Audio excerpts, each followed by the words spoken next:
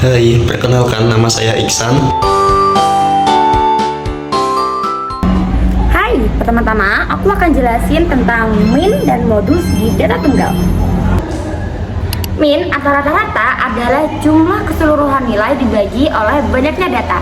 Contohnya, aku punya 4 data, ada angka 6, 4, 5, dan 5. Keseluruhannya itu ada 20 dan banyaknya itu ada 4, berarti 20 dibagi 4 sama dengan 5. Selanjutnya adalah modus atau nilai yang paling sering muncul.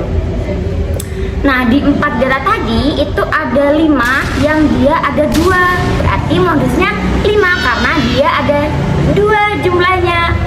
Sekarang yuk kita lihat penerapannya di data tunggal. Nah, oke teman-teman, berikut adalah contoh penerapan distribusi data tunggal di Microsoft Excel. Kita udah ada contohnya data panjang kayu kelas 10 untuk biologi. Ini ada X dan nilai. X di sini artinya banyaknya data dan nilai dari data tersebut. Ini X1, X2, X3 sampai X30. Ini sampai X30 itu berarti data sampai ke 30. Contohnya ini ada data X1 berarti data ke-1, data pertama, X2 berarti data kedua, begitu ya teman-teman. Nah, ini min. Sekarang kita akan membahas min dan juga modus. Tadi sudah diketahui bahwasanya jumlah semua nilai, berarti ini semua nilai ini ditambah. Bagaimana caranya kalau di Microsoft Excel? Yaitu adalah sama dengan kita pakai sum, terus kurung terus kita tinggal tab dari sini sampai ke X30 teman-teman.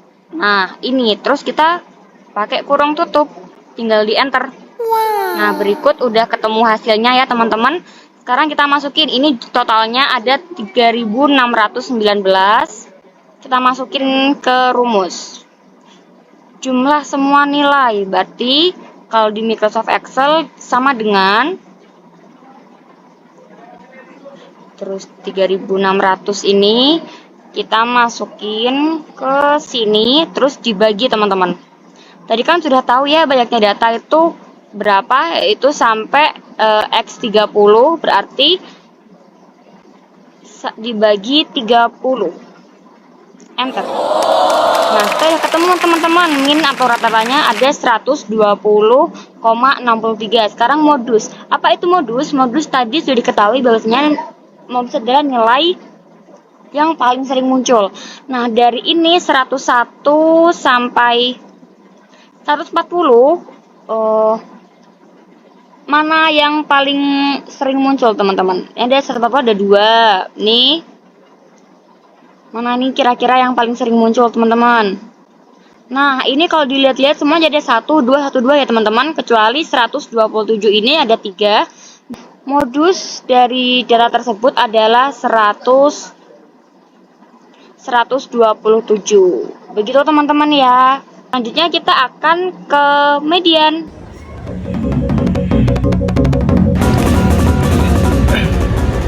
Hey, apa kalian tahu media data tunggal? Media data tunggal adalah nilai tengah yang sudah diurutkan dalam sebuah angka-angka yang sudah diurutkan. Yuk kita lihat data tunggal yang ada di layar ini. Bagaimana sih cara mengerjakan median data tunggal? Ini data panjang kayu yang dibawa untuk mapel IPA ke kelas ini. Nah, ini kita bentar. Kita buat kolom dulu biar lebih jelas ya. Oke, ini sebelumnya kita harus mengurutkan terlebih dahulu. Mengurutkan apa? Mengurutkan data tunggal dari yang terkecil sampai yang terbesar. Nah, ini kita urutkan sampai 140. Berapa sih? Ada berapa sih frekuensinya? Nah, kita hitung 1 sampai 1 seret. Ternyata ada 30. Caranya menentukan titik tengahnya. Nah, jadi kan kita tahu frekuensinya ada 30 lah. Itu berapa titik tengahnya? Nah, titik tengahnya itu ada di antara berarti 15 dan 16. Ya, nah ini ya, cara mengerjakan median data tunggal. Nah, cara mengerjakannya itu X15 tambah X16 habis itu bagi 2. Kenapa kok di sini ada kurung? Dikarenakan kita mau menjumlah yang di dalam kurung dulu, habis itu kita dibagi. Karena kalau kita pembagian dulu habis itu jumlah, hasilnya pasti berbeda. Nah, ini udah ada 21 tambah 121 tambah 122 bagi 2 sama dengan 125. Begitu ya. Nah, sekarang yaitu main. Apa itu main? Nah, main yaitu nilai rata-rata yang dihitung dengan menjumlahkan semua nilai data dan kemudian membaginya dengan jumlah total data. Nah, dalam data bergolong, min dapat dihitung dengan menggunakan titik tengah kelas dan frekuensi kelas. Selanjutnya yaitu modus. Nah, modus yaitu nilai-nilai yang paling sering muncul dalam data. Dalam data bergolong, modus dapat dihitung dengan menggunakan kelas yang memiliki frekuensi tertinggi. Dan kemudian menghitung nilai modus dengan menggunakan rumus-rumus tertentu. Yuk, kita sekarang ke Microsoft Excel. Di sini ada data bergolong dengan 8 kelas, yang dimana kelas pertama ini dengan nilai 101 sampai 105 dengan frekuensi 4 dan anggota data ke 1 sampai 4. Dan yang kelas kedua ini nilai 106 sampai 110 dengan frekuensi 3 dengan anggota data 5 sampai 7 dan seterusnya. Baik, yang dimana ini dengan 101 sampai ke bawah itu, yang sebelah kiri ini, itu batas bawah interval. Nah, yang sebelah kanan itu, yang 105 sampai sederet ke bawah itu batas atas interval. Di sini kita akan mencari nilai tengahnya dulu. Nilai tengah ini batas bawah interval ditambah batas atas interval dibagi 2, yang dimana 101 ditambah 105 dibagi 2 sampai seterusnya. Ke bawahnya 106 ditambah 110 bagi 2, nah itu hasilnya 108. Sampai ke bawah seterusnya 113, 118, 123, 128, 133, 138. Sebelum kita mencari minnya, kita harus menentukan fx-nya, yang dimana fx ini terdapat dari frekuensi dikali dengan nilai tengah, yang dimana 4 dikali 103.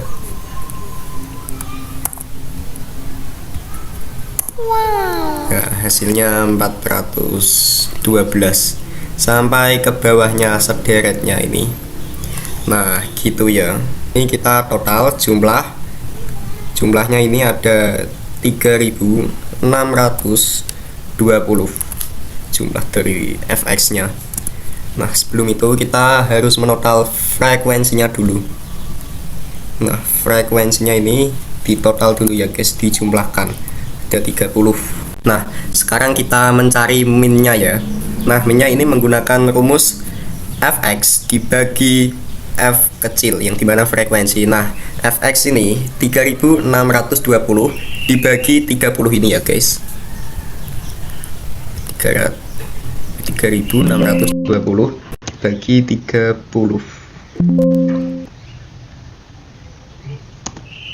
Nah dan ini hasil dari rata-rata dari data ini. Nah sekarang kita mencari modusnya ya. Nah yang dimana modus ini rumusnya itu B plus T kurung buka D1 bagi D1 tambah D2 kurung tutup. Nah yang dimana menyimbolkan B itu tepi bawah kelas median, dan T itu luas panjang lebar kelas, dan D1 itu selisih antara frekuensi kelas modus dengan kelas sebelumnya. Nah dan D2 itu selisih antara frekuensi kelas modus dengan kelas setelahnya. Nah kita mencari B nya dulu ya. B itu tepi bawah. Nah tepi bawah ini didapatkan dengan menjumlah batas bawah. Nah yang dimana kita harus mengetahui medianya terlebih dahulu. Medianya itu terletak di kelas 5 ya, yang saya warnai ini, warnai kuning ini. Kenapa bisa di kelas 5? Karena median itu didapat dari membagi 2 total nilai frekuensi, yang dimana 30 ini ya totalnya. 30 dibagi 2 itu 15. Nah data ke-15, kita lihat data ke-15. Nah data ke-15 itu terletak di kelas berapa? Ya ini terletak di kelas 5 ini ya, yang saya warnai kuning ini, terletak pada kelas 5. Nah harus menjumlahkan dulu batas bawah kelas 5 dengan batas atas kelas sebelumnya, yaitu 120 ditambah 121 yang saya warnai hijau ini. Nah kita bagi 2 dan hasilnya itu di 120,5 ya. Nah kan tadi kita sudah mencari tepi bawah kelas medianya. Nah sekarang kita mencari luasnya yang disimbolkan dengan P itu ya. Nah jumlah nilai dalam kelas median itu terdapat 5 ya, selisihnya 5. Nah yang ini 121 sampai 125 itu selisihnya ada 5. Nah jadi luasnya yang kita isi 5. Baik, sekarang D1 nya kita cari D1 nya. Nah D1 itu kita peroleh dari selisih antara frekuensi kelas modus dengan frekuensi kelas sebelumnya. Saya kasih warna hijau ini ya, itu kan hasilnya 0. Sekarang D2 nya ya, kita cari D2. Nah kalau D2 ini sebaliknya ya teman-teman, frekuensi kelas modus dikurangi dengan frekuensi kelas setelahnya, yaitu 3 dikurangi 7. Ini saya kasih warna lagi tadi ya. Nah itu tadi hasilnya 4. Sekarang kita masukin ke dalam rumusnya. Nah yang dimana B ini 120,5 ditambah dengan 5 ini luas, tambah dengan 5 ya, sudah ya. Nah kurung ya, dikali dengan 0 ini. Baik, dikali dengan 0, terus kita bagi yang D2 ini, bagi 4. Kita bagi 4. Nah kita lihat hasilnya ya.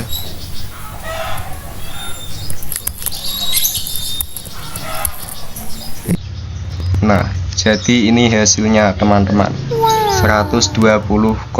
Jadi modusnya ini berada di 120,5 yang saya warnai hijau ini ya. Media tidak hanya mempunyai data tunggal saja, tetapi median juga mempunyai data bergolong. Apa sih median data bergolong itu? Median data bergolong adalah nilai tengah dari suatu kelompok data yang sudah dikelompokkan dalam interval kelas. Artinya, median membagi data menjadi 2 kelompok yang sama besar, yaitu sebagian nilai berada di bawah nilai median dan setengahnya lagi berada di atasnya. Simak penjelasan yang lebih lengkap di Microsoft Excel. Yuk kita bahas gimana sih cara ngerjain media data bergolong. Tenang aja, nggak sesulit kelihatannya kok, asal kita ngerti alurnya. Oke, pertama-tama, apa itu median? Median adalah nilai tengah dari data. Tapi karena datanya udah dikelompokin dalam kelas-kelas, kita nggak bisa langsung ambil tengah-tengah kayak di data tunggal. Jadi kita pakai rumus khusus buat data bergolong. Rumusnya adalah B sama dengan tepi bawah kelas median.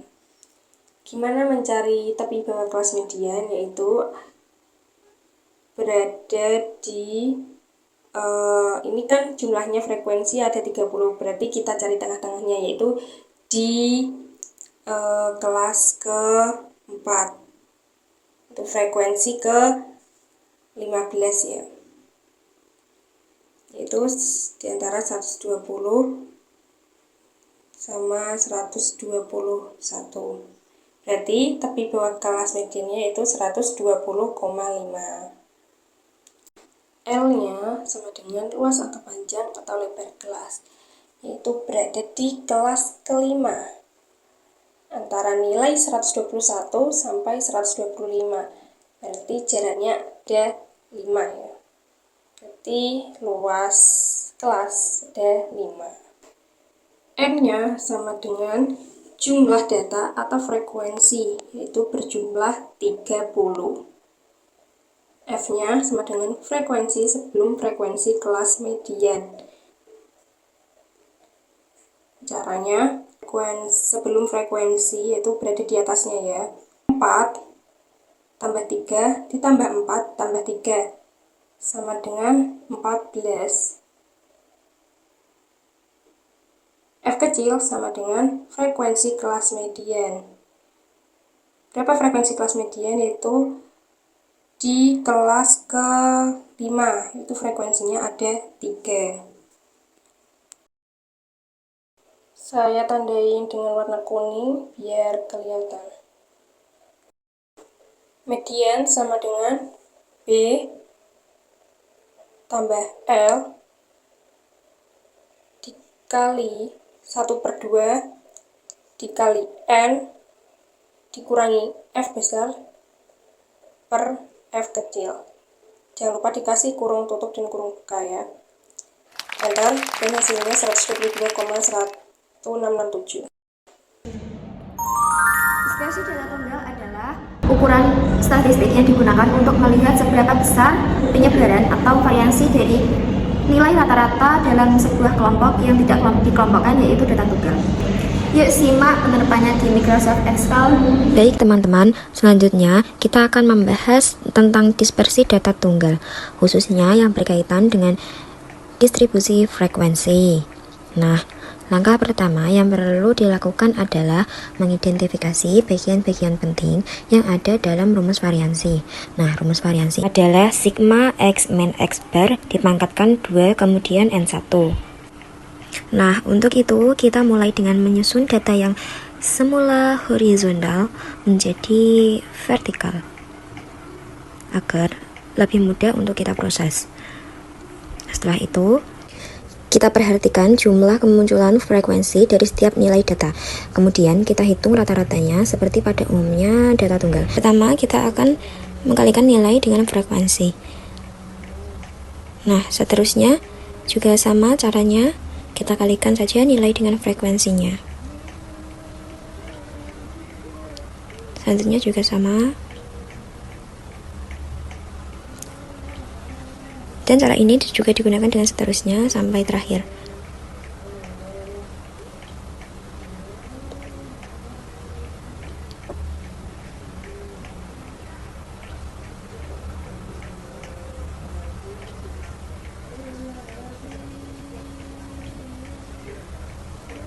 Lalu kita jumlahkan saja, semua hasilnya adalah 200. Lalu rata-ratanya ini pembagian antara jumlah nilai dikali frekuensi dibagi dengan banyaknya data, sehingga diperoleh rata-ratanya adalah 6,7. Kita bulatkan saja. Kemudian pada tabel selanjutnya, yaitu x min x bar, tiap nilai dikurangi dengan rata-ratanya. Nah, langkah ini dilakukan untuk semua data yang tersedia ya.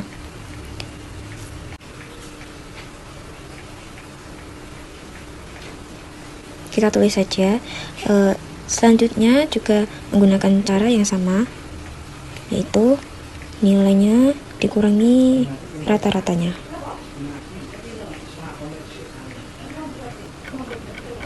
Ini sama caranya.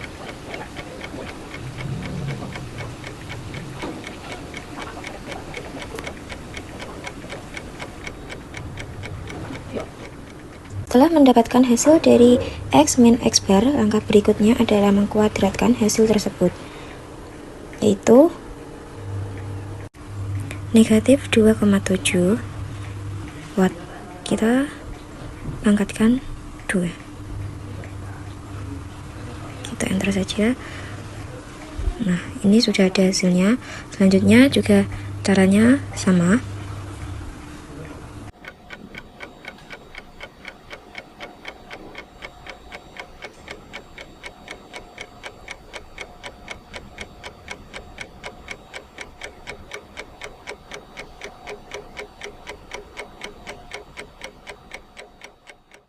Hasil yang diperoleh yaitu 17,74. Dan 17,74 ini adalah bagian dari rumus sigma X min X bar pangkat 2. Nah, selanjutnya bagaimana mencari valensinya? 17,74 dibagi N-nya adalah 30 dikurangi 1. Ini adalah hasil dari variansinya. Setelah mendapatkan variansi, kita lanjutkan dengan menghitung deviasi baku. Deviasi baku adalah akar dari variansi atau akar S pangkat 2. Kita bisa menggunakan SQRT akar dari hasil variansi tadi. Ini hasil dari deviasi baku. Itu aja teman-teman penjelasan dari deviasi data tunggal. Terima kasih. Nah, kita kan sudah mengerti tentang data tunggal, dispersi data tunggal. Sekarang kita akan mempelajari mengenai dispersi dan variansi data bergolong. Itu kita harus mengerti data bergolong. Apa sih data bergolong? Data bergolong adalah data yang disusun dalam kelas-kelas interval. Biasanya dalam bentuk tabel distribusi frekuensi. Contohnya seperti ini. Setiap kelas menunjukkan kelompok data, dan setiap kolom frekuensi menunjukkan jumlah dalam data kelas tersebut. Data bergolong udah, kita ke dispersi. Dispersi adalah ukuran untuk menunjukkan seberapa tersebarnya data dari rata-rata. Maksudnya apa sih? Semakin besar nilai dispersi, berarti data semakin menyebar. Dalam dispersi, ada 3 ukuran utama yang kita pelajari. Yang pertama, jangkauan. Yang kedua, variansi. Dan yang ketiga, simpangan baku. Yuk, pelajari lebih lanjut. Nah, yang pertama adalah jangkauan. Jangkauan memastikan dan menunjukkan perbedaan antara nilai terbesar dan terkecil. Biasanya, jangkauan itu dipanggil, maksudnya dikasih sebutan rank. Untuk data bergolong, rank itu rumusnya batas atas kelas tertinggi dikurangi batas bawah kelas terendah. Contohnya, ini contohnya, jika data kelas dimulai dari 41 hingga 49 hingga ke kelas selanjutnya itu dimulai dari 86 sampai 94, maka ranknya itu 90 dikurangi 45, jadinya jangkauan dari data ini itu 45. Kok bisa 45? Mesti penasaran bagaimana caranya? Variansi menunjukkan seberapa jauh data menyebar dari rata-ratanya dalam bentuk kuadrat. Berarti variansi sama dispersi itu beda loh teman-teman. Tapi yang membedakan hanya di kuadrat. Sebelum kita menghitung variansi dan simpangan baku, kita harus tahu titik tengah tiap kelasnya. Jangkauan sudah, variansi sudah, berarti kurang simpangan baku atau deviasi standar. Nah, simpangan baku adalah akar dari variansi. Sebelumnya kita di variansi sudah harus menentukan nilai tengahnya. Pada simpangan baku, itu kan akar dari variansi. Ini digunakan untuk mengetahui seberapa besar penyimpanan data dari rata-rata. Rumusnya seperti ini. Nah, teman-teman, itu kan hanya alibi-alibi saja, baru angan-angan saja. Mari kita simak bagaimana penerapannya di Excel. Jadi, teman-teman lebih paham. Oke teman-teman, tadi kita sudah belajar apa itu pengertian dari data bergolong, dispersi, variansi. Nah, pada kali ini kita akan aplikasikan ke dalam Excel. Ini adalah kelas serta frekuensinya. Langkah yang pertama, kita harus tahu rumus dari variansi dan deviasi baku. Pada rumus variansi, yaitu S kuadrat sama dengan sigma dikali sigma X min X bar pangkat 2 per N min 1. Sedangkan deviasi baku adalah akar dari variansi. Jadi langkah pertama teman-teman harus mencari nilai tengahnya terlebih dahulu untuk melanjutkan ke rumusnya. Kita mencari nilai tengah. Pada awal sudah dijelaskan oleh kakak-kakak sebelumnya bagaimana mencari nilai tengah. Kita langsung saja ya teman-teman untuk mempercepat video kita. Jadi kelas pertama 41 sampai 49 itu ada 3 frekuensi di dalamnya. Nilai tengahnya berapa sih? Nilai tengahnya yaitu 45, selanjutnya adalah 54, selanjutnya 63. Kalian bisa cek teman-teman bagaimana langkahnya. Kemudian nilai dikali frekuensi, yaitu 3 dikali 45 sama dengan dikali. Begitupun dengan seterusnya teman-teman, tapi kita mempercepat saja, kita tinggal geser ke bawah. Nah, setelah itu kita jumlahkan.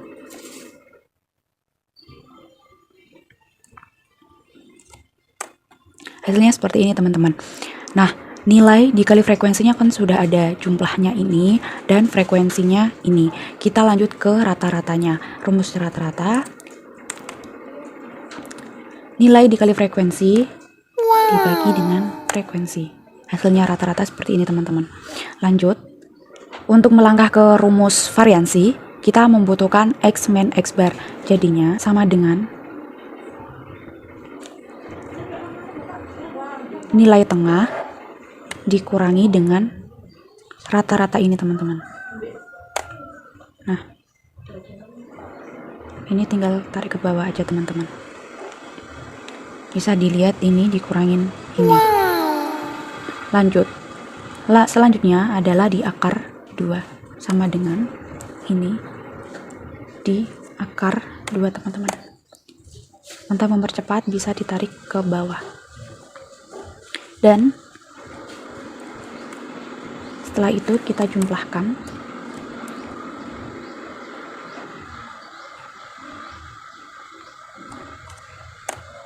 Nah, sudah ada hasilnya teman-teman.